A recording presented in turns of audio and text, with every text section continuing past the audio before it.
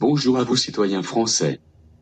L'annonce de la part de Rothschild & Co, le 24 octobre 2018, qu'il se retirait des activités fiduciaires, c'est-à-dire gérer l'argent des autres, est un tournant historique qui est majeur, mais cela passe inaperçu.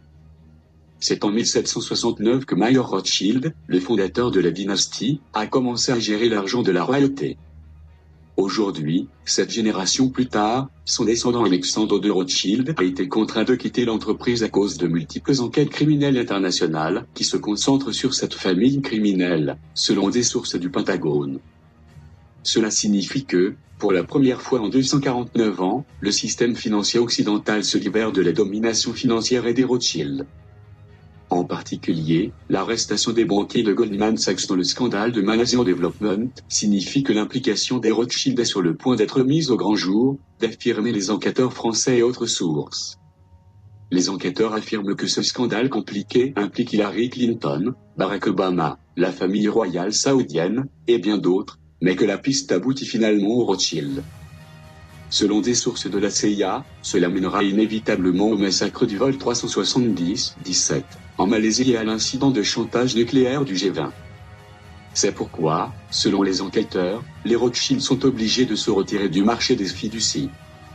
Cependant, une source de la CIA, qui a des liens avec les Rothschild, minimise ce développement en disant « la main gauche vend à la main droite » et indique cette partie du communiqué de presse. Cette acquisition est dirigée par Richard Martin, un cadre supérieur de Rothschild & Co, avec le soutien financier d'un investisseur expérimenté.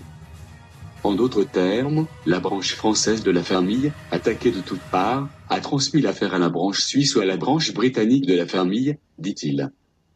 Néanmoins, Robert David Stell, ancien agent des opérations de la CIA, affirme que les Rothschild ont été forcés de quitter complètement le secteur des banques centrales, même s'ils ont demandé à pouvoir conserver une somme symbolique de 5%. En fait, un signe très visible de la chute en disgrâce des Rothschild français a été l'arrestation, il y a 3 semaines, du président de Nissan, Carlos Ghosn.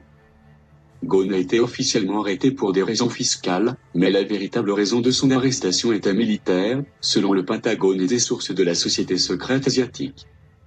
Des sources du Pentagone affirment que l'arrestation de Ghosn est un fait pour bloquer la fusion Renault-Nissan, affaiblir le président français Emmanuel Macron, et réduire l'influence de Rothschild au Japon.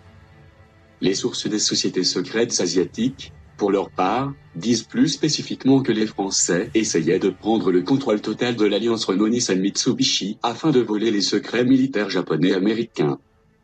Mitsubishi Motors, qui fait partie de l'alliance automobile Nissan-Renault, faisait auparavant partie de Mitsubishi Heavy Industries.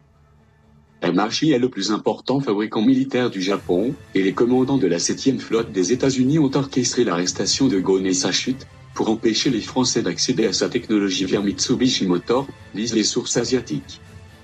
N'oubliez pas que, récemment, le président français, Emmanuel Macron, ancien banquier Rothschild, a réclamé une armée européenne pour défendre l'Europe contre la Russie, les États-Unis et la Chine.